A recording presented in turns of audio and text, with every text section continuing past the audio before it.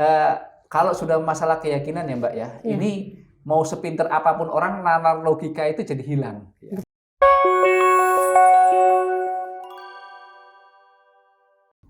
Assalamualaikum, salam sejahtera untuk kita semua. Terima kasih untuk Anda yang selalu bersama PWI Sumeneb Channel. Dan di PWI Talk kali ini kita akan bincang-bincang bersama salah satu tokoh yang sangat populer di Kabupaten Sumeneb. Kita bersama Kapolres Sumeneb. Siapa dia dan siapa sebenarnya sosok yang sangat istimewa ini, yang katanya digadang-gadang adalah Kapolres paling istimewa dan paling cakep, paling ganteng, dan paling berprestasi. Kita kenalan dulu. Assalamualaikum Bapak. Waalaikumsalam warahmatullahi wabarakatuh Mbak. Sehat? Alhamdulillah. Saya juga Mbak ya. Iya. Enaknya manggil apa nih? Dan Bapak atau bagaimana? Serahlah, Mas juga boleh enggak apa-apa. Oh, masih biar lebih akrab gitu ya. Iya, boleh enggak apa-apa. Iya, ini katanya Kapolres kan baru beberapa bulan ya. Kurang lebih 8 bulan. Kurang lebih 8 bulan. Ya, Bagaimana nih atmosfer Kabupaten Sumeneb dari pandangan komandan sendiri? Ya, alhamdulillah. Jadi kalau saya melihat Kabupaten Sumeneb ini, saya searching awal ketika saya mendapatkan mutasi awal di Kabupaten Sumeneb, Kapolres Sumeneb ini, kulturnya ini ternyata akulturasinya kental sekali dengan adat Jawa ya. Bahkan dikatakan Kabupaten Sumeneb ini adalah Jawanya Madura, Solonya Madura. Ya.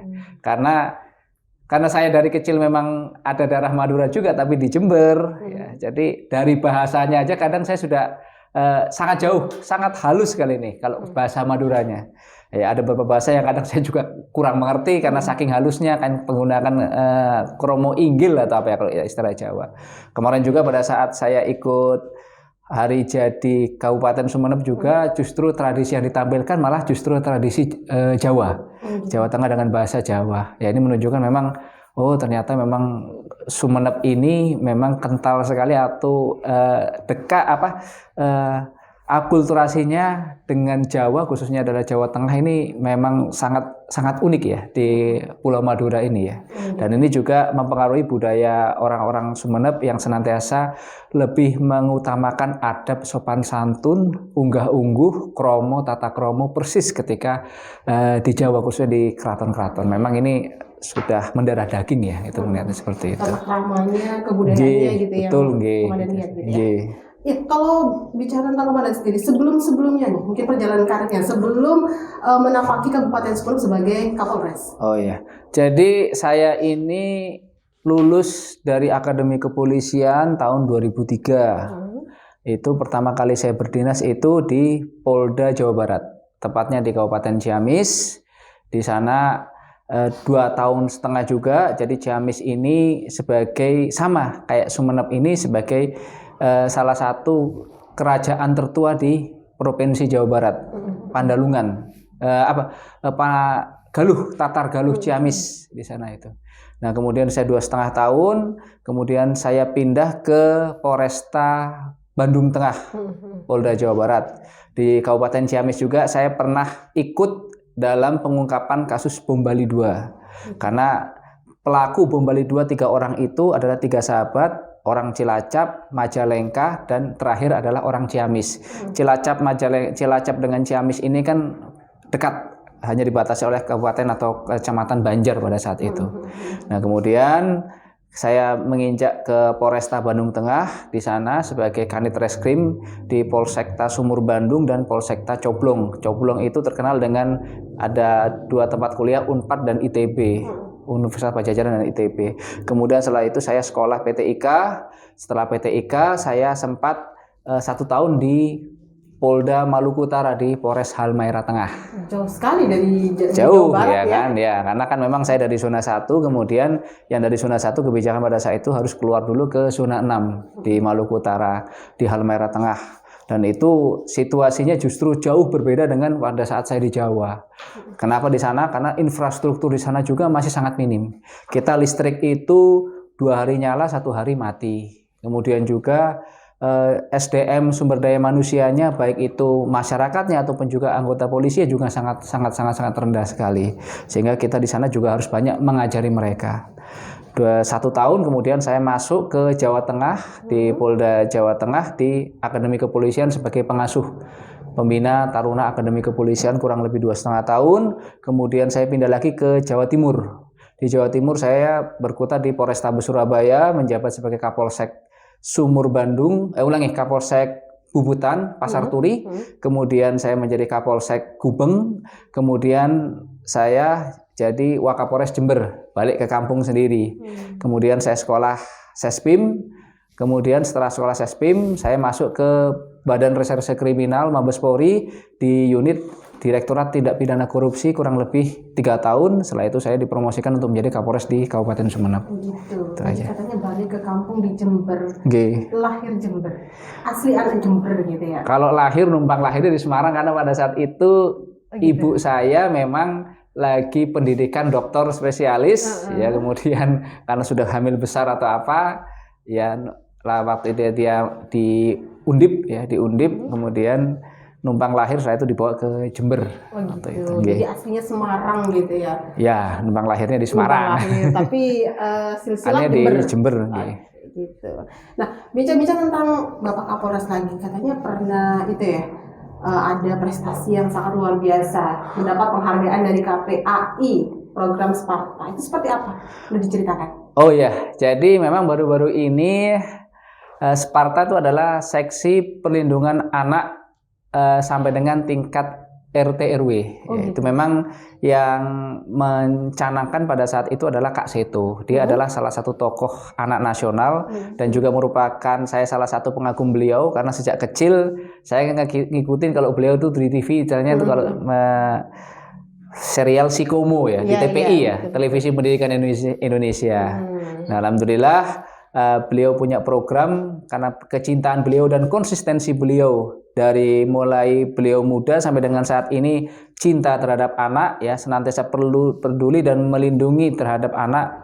Ini dia membuat program istilahnya Sparta, seksi perlindungan anak sampai dengan tingkat RT RW. Jadi maksudnya di tingkat paling rendah, di tingkat RT RW ada seksi-seksi, itu memang ada seksi keamanan, kemudian seksi lingkungan, dan juga harus ada seksi perlindungan terhadap anak. Yang mana maksudnya gini, kenapa? Karena terkadang, mohon maaf, banyak di tempat daerah pelecehan-pelecehan seksual terhadap anak yang memang tidak pernah diungkap. Kenapa demikian? Memang kultur budayanya, rasa malu mungkin orang tuanya, dan mungkin dikucilkan juga dari lingkungan, lebih baik saya diem saja. Nah, ini justru yang membuat psikologi anak makin tertekan, dan pelaku ini justru nanti akan merajalela. Nah, inilah perlu adanya semacam seksi perlindungan yang tetangga-tetangganya turut serta ikut menyuarakan bila terjadi hal yang demikian, memberikan informasi. Makanya dibentuk Sparta.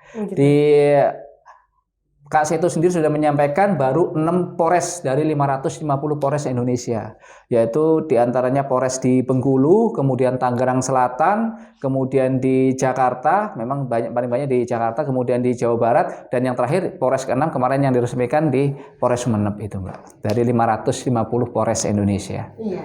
Kemudian prestasi komandan ya, panggilnya komandan ya. Iya, Tadi katanya ditanya Kak Seto, mau dipanggil Kak Edo juga mungkin. Iya, enggak apa-apa. Biar lebih akrab, biar lebih ya gitu ya. Kak Edo, Kak Seto kan agak apa ya, santai aja, Mbak. Oke, tadi juga saya sempat sedikit-sedikit mencari-cari ini, ada Pak Kapolres pernah mengungkap kasus Kanjeng Dimas, penggandaan. Iya. Jadi naruh uang berapa bisa berlipat-lipat ganda. Itu bagaimana sih pengungkapannya? Iya, ini cukup unik ya, Pak ya. Iya, benar-benar. Ini cukup unik karena pada saat itu saya menjabat Wakapolres Jember di tahun 2017. Di tahun 2017 itu memang ramai di Probolinggo, banyak jamaah yang protes atau komplain terkait dengan masalah aliran sesat di daerah Probolinggo, di desa mana itu, yang mana jamaahnya ini sudah mencapai ratusan orang, tetapi bukan orang Probolinggo, rata-rata orang dari luar. Ya, setiap malam setiap minggu atau apa mereka kumpul, kemudian mereka doa-doa di padepokannya itu, ya. Kemudian juga mengumpulkan uang, mengumpulkan uang yang mana sempat ada video YouTube-nya yang viral ya, yaitu bisa tersangka ini Dimas Kanjeng ini bisa menggandakan uang dari balik bajunya ini semuanya keluar uang segala macamnya. Nah, inilah yang menjadi keresahan warga sekitar dan juga masyarakat di Kabupaten Probolinggo. Nah, kemudian memang pada saat itu yang menangani ini adalah Polda Jatim. Cuma korban-korban atau jamaahnya ini adalah salah satunya adalah anggota di Polres Jember. Dia sebagai bendara satuan. Oh gitu. Ya, Mungkin bisa Pemsat pada diceritakan saat itu. kenapa bisa sampai menjadi jamaahnya? Nah, itulah saya ya Tentu kan juga namanya. jadi motifnya juga kan ya? Ya, jadi sempat itu memang ada informasi uang yang digunakan itu adalah uang gajinya memang anggota Polres Jember ya pada saat itu ya. Akhirnya kita minta yang bersangkutan, kita juga laporkan ya, kita bantu untuk memberikan informasi penyidikan ke Polda Jawa Timur. Kemudian juga kita minta kepada yang bersangkutan supaya mengembalikan lah istilahnya. Karena kurang lebih mungkin ada berapa ratus itu ya yang sempat digunakan untuk ikut dalam program ya penggandaan uang ini. Ya memang kalau sudah masalah keyakinan ya Mbak ya, ini mau sepinter apapun orang, nalar logika itu jadi hilang. Ya, mau setinggi apapun dia punya titel, strata, ya pendidikan, kalau sudah keyakinan atau sudah masuk dalam hal yang demikian itu nalar logika jadi hilang. Ya, betul. Itu yang terjadi. Jadi pengungkapannya itu bukan yang ngungkap itu Polda Jatim, cuma pada saat itu memang ada beberapa oknum anggota di Polda Jawa Timur, salah satunya adalah di Polres Jember yang juga mungkin jadi jamaah dan menggunakan uang anggota ini untuk masalah penggandaan itu. Iya.